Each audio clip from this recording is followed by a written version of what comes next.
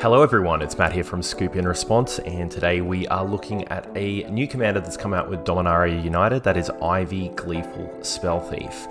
And if you've seen the title of this video, you'll probably be thinking, what the hell is going on? Yes, we're trying to explore how we might possibly make this commander a CEDH viable commander. It's definitely an uphill battle. We don't have infinite combos in this list. We're not looking to stack out the game completely. We're just fair magic, well, reasonably fair magic.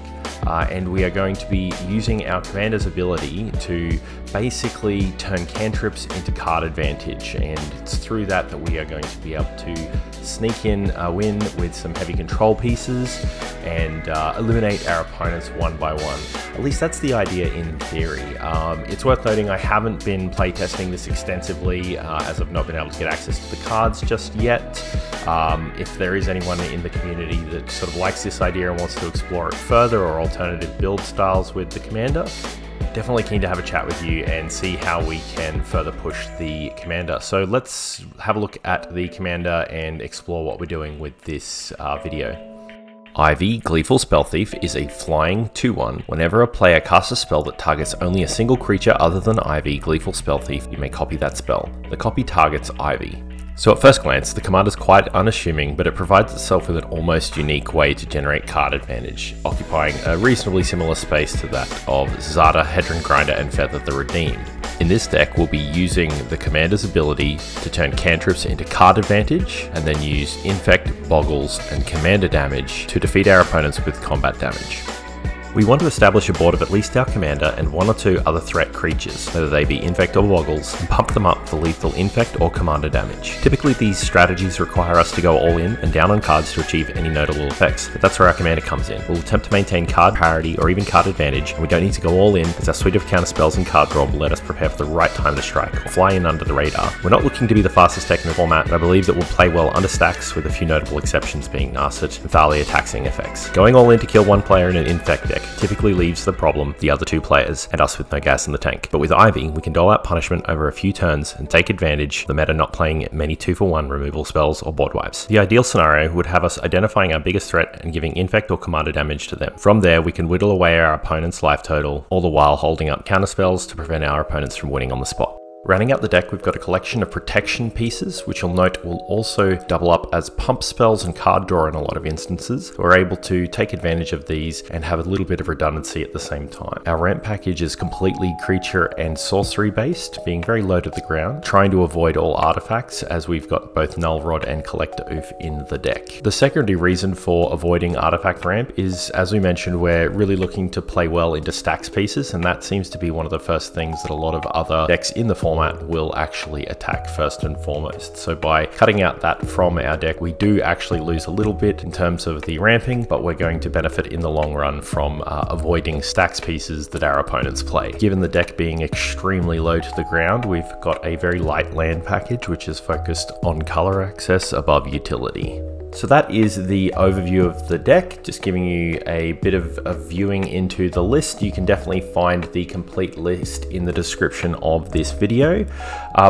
The things that I think is really important when you are trying to innovate within a format like CEDH, obviously we need to be asking a whole bunch of questions. You know, there's a lot of assumptions that we need to check, and it's typically about testing those hypotheses. And what I really came up with when I was thinking about why we would want to play Ivy over you know, another stacks or another combat centric commander, it really comes down to a few things. I believe that the commander plays really well into mixed strategy pods, and I think we're seeing more and more of that. At least locally we're seeing that. We're able to sort of execute our game plan with minimal requirements of searching. You know, we don't really need that many tutors. The Green Sun Zenith is completely optional. It's not like it's you know, needed in any capacity for the deck to function. And other than that, the only searches we have are a few fetches because we're relying on our commander and card draw.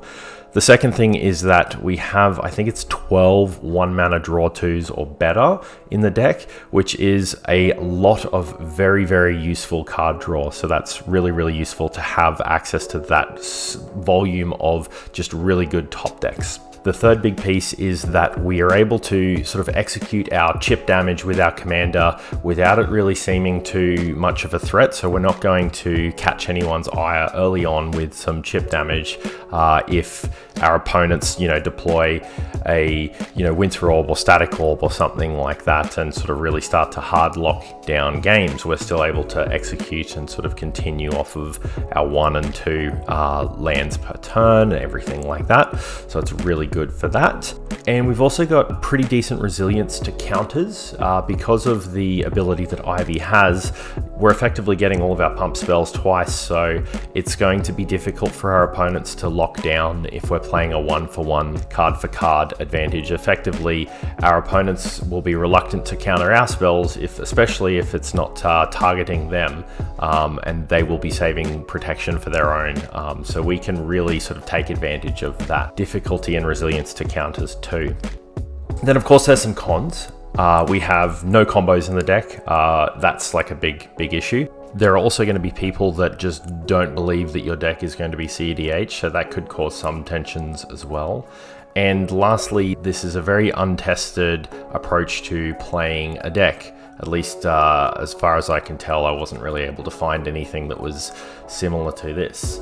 So that's pretty well the list, that's the idea. I'm really looking forward to seeing all of the differing opinions on this. There's going to be a lot of people, I know that there are going to be a lot of people that will just straight up think that this isn't going to work, and they're most probably right, but it's worth experimenting with this kind of thing.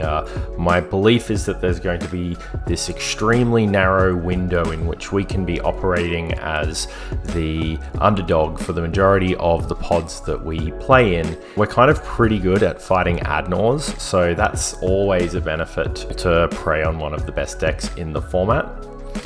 And that is pretty well the list and that is pretty well the deck tech. So I am really keen to see what everyone thinks. Thank you so much for checking out the video. I've put quite a bit of effort and energy into trying to get this as close to a CEDH on the first run as I can, and I'm really keen to see what the internet thinks. So thank you so much for checking out the video, and if you like what you see, don't forget to hit that like and subscribe button, and I'll see you next time. Bye for now.